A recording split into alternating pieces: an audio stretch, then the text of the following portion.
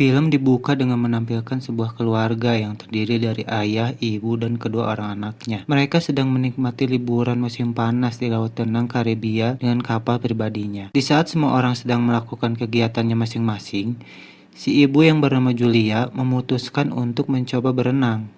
Namun tak lama, si ibu merasakan dia terseret arus yang cukup kuat, yang membuatnya semakin menjauhi kapal.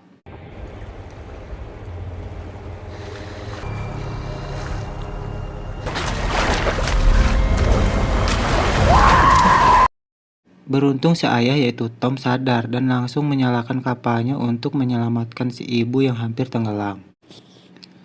Setelah berhasil diselamatkan, si ibu bercerita kepada semuanya bahwa dia terbawa arus yang cukup kuat dan membuatnya menjauhi kapal. Namun semua orang yang ada di kapal tidak merasakannya. Tetapi agar kejadian itu tidak terulang, si ayah memperingatkan agar semuanya tidak berenang sembarangan sebelum memberitahu yang lain.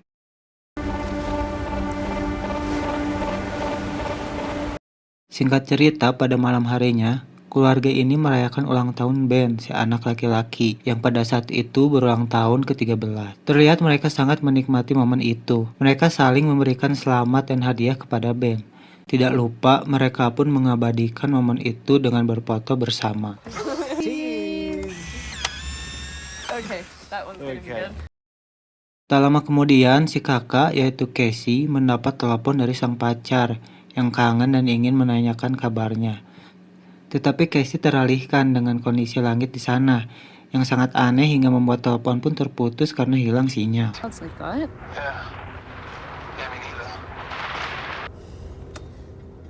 Dad! Dad! Tak lama dari itu, keluarga ini pun dibuat terkejut dengan suara aneh dari luar. Yang setelah dicari tahu, ternyata suara itu berasal dari kelompok ikan paus yang berenang seakan menghindari sesuatu.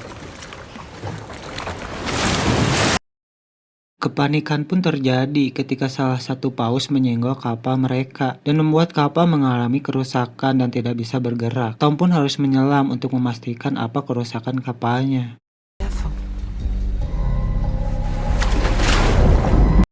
Kembalinya dari menyelam, Tom terlihat terluka pada bagian bahunya, dikarenakan dia tidak sengaja menyenggol baling-baling kapal, karena ada paus yang muncul secara tiba-tiba. Keadaan semakin memburuk setelah Tom mengatakan jika mesin kapalnya mengalami kerusakan, dan itu berarti mereka harus terjebak di tengah lautan. Tom tidak berhenti mencoba menyalakan kapalnya kembali, sembari Julia yang terus mencoba meminta bantuan dengan radio satelit. Tapi setelah terus mencoba, kapal pun tak kunjung bergerak karena kerusakan mesinnya sangat parah.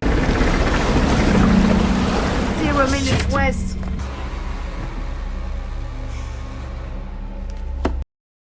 Tak lama kemudian, muncul kembali suara aneh dari luar kapal. Tetapi kali ini suara itu bukan dari rombongan paus, melainkan benda aneh yang berjatuhan dari langit, yang terlihat seperti meteor, dan salah satu meteor itu hampir mengenai kapal mereka.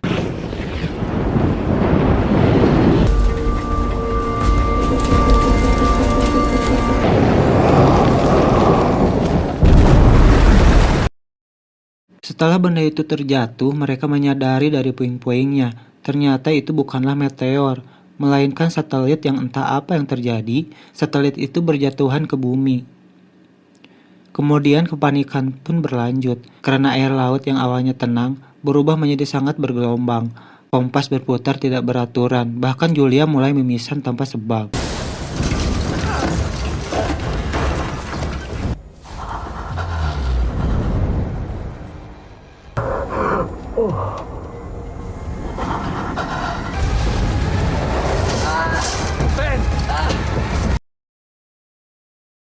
Keesokan paginya saat badai berakhir, mereka semua terbangun dan mulai memeriksa keadaan sekitar.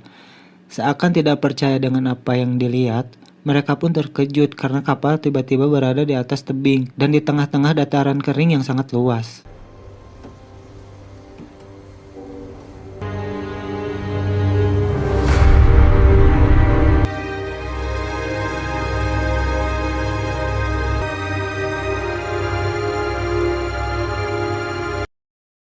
Awalnya mereka mengira jika mereka terdampar di sebuah daratan, Tetapi setelah Tom mengecek lokasi mereka, yang harusnya masih di tengah lautan, mereka tersadar jika mereka sekarang tidak terdampar, melainkan berada di dasar lautan yang airnya hilang entah kemana. Setelah itu, Tom menyadari jika kompasnya menunjukkan keanehan, di mana utara menunjukkan arah selatan dan selatan menunjukkan arah utara, yang jika secara teori berarti bumi mengalami perubahan lempeng bumi secara besar-besaran dan mengakibatkan perubahan pada semua dataran dunia. Tampaknya fenomena ini membuat dasar laut terangkat ke atas dan menjelaskan jika air laut ternyata tidak hilang, melainkan pindah ke daratan. Mendengar hal itu, Casey pun sedih dan menangis teringat pacarnya yang ada di daratan dan tidak tahu apakah dia masih hidup atau tidak.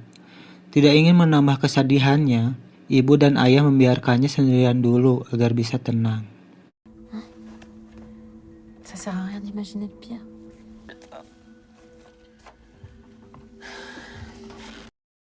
Tom terus mencoba meminta bantuan dari radio satelitnya.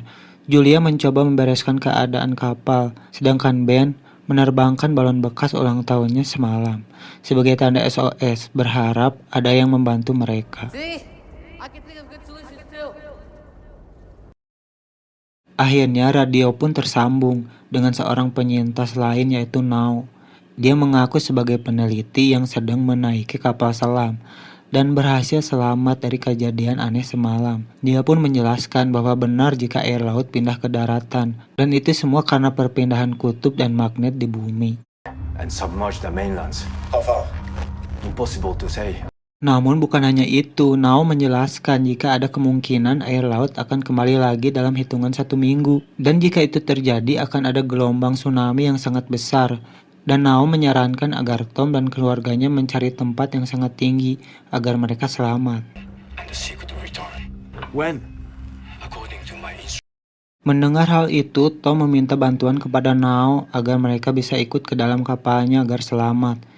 Tapi Nao menjelaskan jika kapalnya hanya kapal selam kecil dan hanya bisa memuat paling banyak 3 orang, itu pun beserta dirinya. Tom dan Sarah pun berkata jika mereka pasrah kalaupun mereka tidak selamat, dan mereka hanya memohon agar kedua anaknya yaitu Casey dan Belle agar bisa ikut ke dalam kapalnya. Sempat beberapa waktu terdiam, Nao pun akhirnya merespon dan menyetujui untuk membawa Casey dan Ben. Setelah Nao memberitahu titik koordinat dia berada, mereka pun berkemas dan segera pergi ke lokasi tersebut. Please, you can trust me. My wife's a doctor. You can really... We are just asking you to save our children. 1830 north, 18300 west.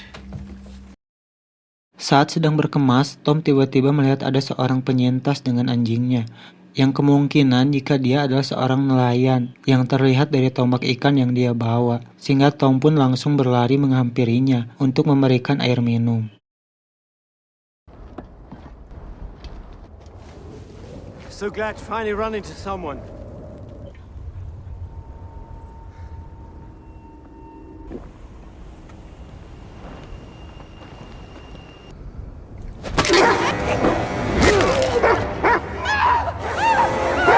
Tapi tanpa disangka orang itu tiba-tiba menyerang Tom dan bahkan menusuknya dengan tombak mengakibatkan Tom terluka parah dan tewas. Melihat itu Julia langsung berlari kembali ke kapal dan menyuruh anak-anaknya untuk bersembunyi.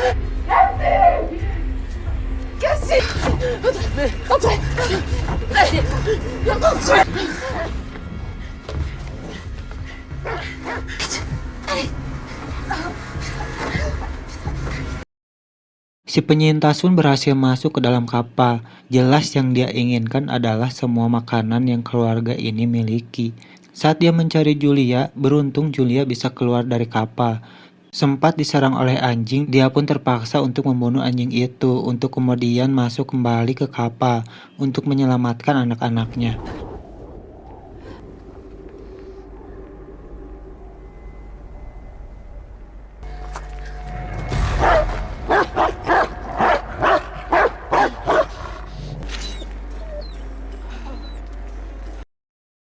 Tak lama kemudian, Julia pun ketahuan dan diserang oleh si penyintas. Saat Julia sudah tidak berdaya karena dicekik tiba-tiba, muncullah Casey dari dalam persembunyiannya dan menembakkan pistol suar kepada si penyintas dan tidak sengaja membuat kapal ikut terbakar.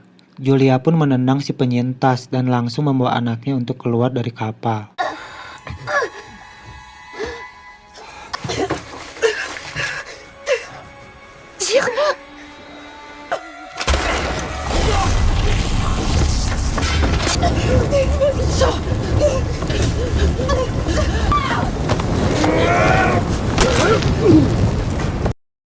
Melihat sang ayah yang sudah meninggal, anak-anaknya pun bersedih dan memeluk tubuh sang ayah. Tapi tanpa disangka si penyintas masih berhasil selamat dan membuat Julia dan anak-anak bergegas pergi untuk melarikan diri.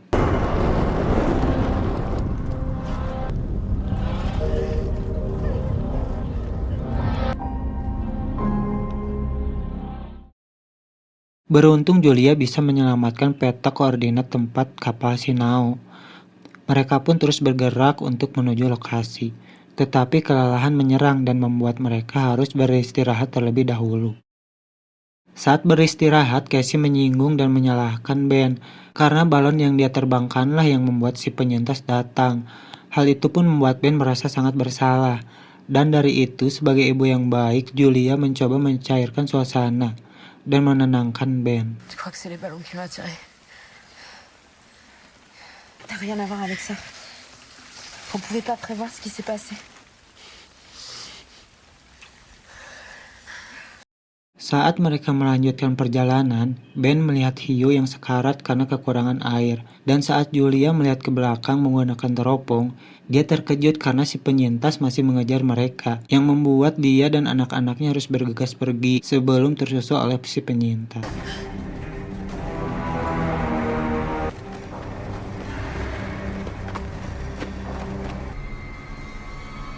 Berhasil lolos dari si penyintas, mereka pun berjalan sampai mereka tiba di sebuah wilayah yang dipenuhi sampah plastik dan memutuskan untuk beristirahat di sana.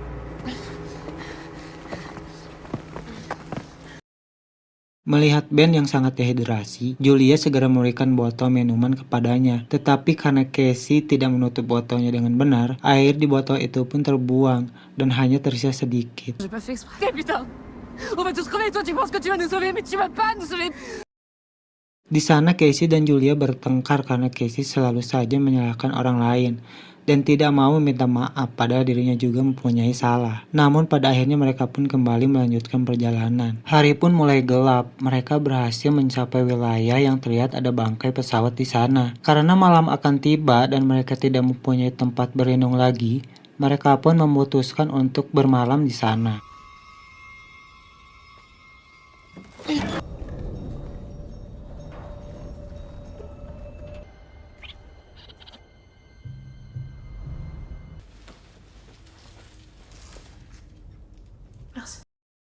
Berada di dalam pesawat, mereka pun masih belum percaya jika si ayah telah meninggal dunia. Julia pun mencoba menghibur anak-anaknya dengan menceritakan kenangan dia dahulu saat bertemu dengan Tom. M'attendais à la sortie de l'hôpital. Et puis que tu t'envoles. Di saat semua telah tertidur, Casey terbangun dan keluar untuk buang air kecil. Tanpa disadari muncul si penyintas yang akan menyerangnya. Namun beruntungnya Julia berhasil menyadarinya dan balik menyerang si penyintas itu. Julia menyerang dengan penuh emosi dan membabi buta, sehingga Casey harus menghentikan dan menyadarkannya.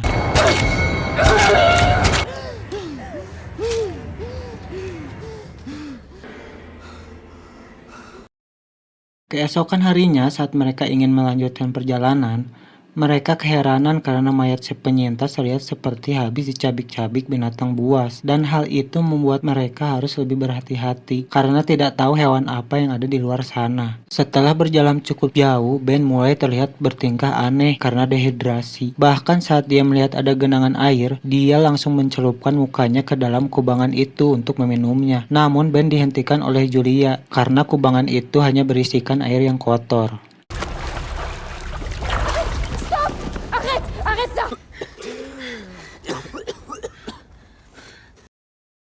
Sampailah mereka di sebuah tempat yang terdapat banyak kursi-kursi bekas.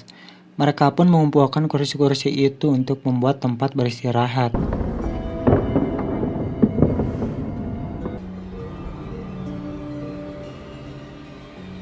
Saat mereka beristirahat, Julia mendengar ada suara-suara aneh tak jauh dari mereka. Julia pun mencoba mengeceknya. Dirasa suara-suara itu adalah ancaman, dia langsung membangunkan Casey dan Ben untuk segera pergi.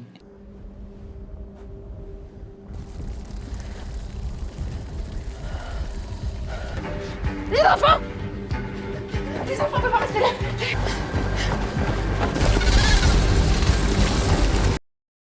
Setelah berlari cukup jauh, mereka berhasil menemukan 3 penyintas lain yang masih hidup. Dan saat mereka mendekatinya untuk meminta pertolongan, para penyintas itu malah menghindarinya dan bersembunyi di dalam kontainer.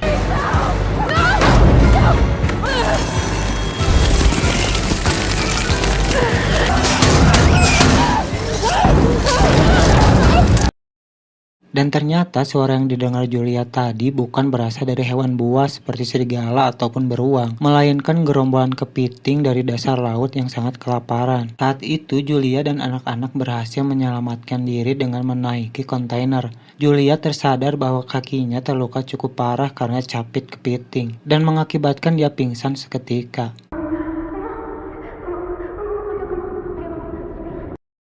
Saat Julia terbangun dari pingsan, Julia tidak melihat kedua anaknya. Dan saat Julia mencari mereka, Julia terkejut ketika dia melihat ternyata ketiga penyintas sudah mati dengan tubuh yang tercabik-cabik.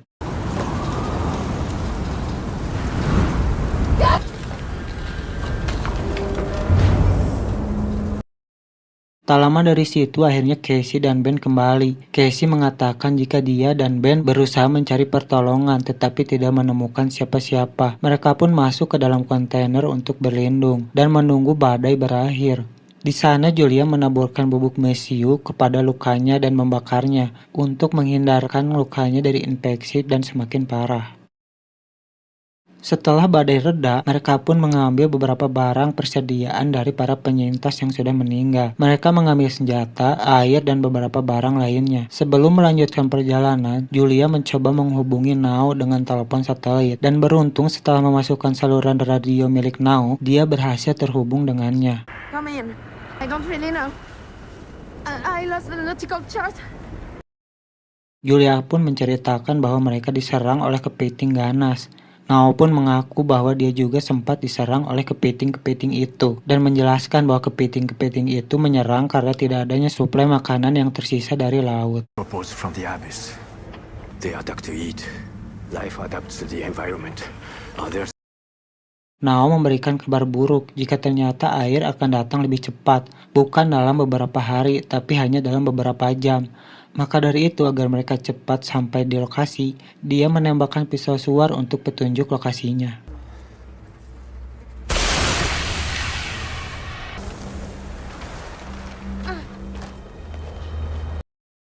Akhirnya setelah beberapa saat berjalan, mereka berhasil melihat kapal Nao yang tidak terlalu jauh. Namun meskipun tidak terlalu jauh, jalan yang harus dilewati tidaklah mudah, karena mereka harus menuruni tebing bebatuan dan celah sempit.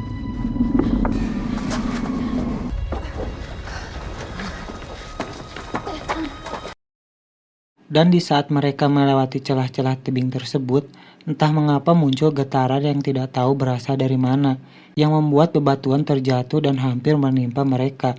Beruntungnya mereka selamat, tetapi Julia harus terpisah dengan anak-anaknya, karena jalur yang mereka lewati tertutup bebatuan.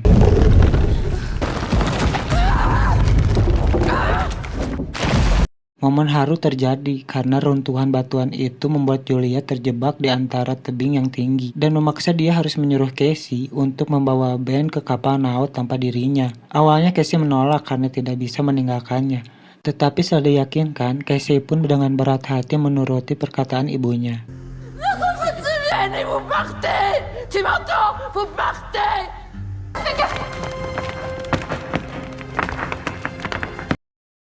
Pada akhirnya Casey dan Ben pun mencapai kapal Noah, tapi tak disangka Noah muncul dengan luka yang sangat parah. Dia menjelaskan bahwa dia diserang oleh seseorang yang berniat merebut kapalnya, dan waktu hidupnya hanya beberapa menit saja. It's a matter of minutes. Get inside. Mendengar itu, Casey pun langsung berlari untuk memberitahu ibunya jika dia bisa ikut ke dalam kapal. Namun di sisi lain, seakan masalah terus bertambah, Muncul kepiting-kepiting kelaparan yang semakin mendekati Julia dan membuatnya harus memakai senapan untuk menembakinya. Di saat peluru habis, muncullah Casey dari atas bebatuan untuk menolong Julia. Semangat Julia pun kembali dan dia menggapai tangan Casey. Dan akhirnya mereka selamat dan berhasil keluar dari tebing itu.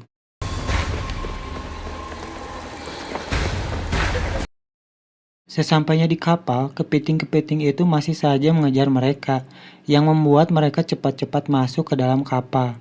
Noah yang sudah sekarat pun dimakan oleh kepiting-kepiting itu, dan berbarengan dengan itu muncul gelombang air yang sangat tinggi dan sangat-sangat besar.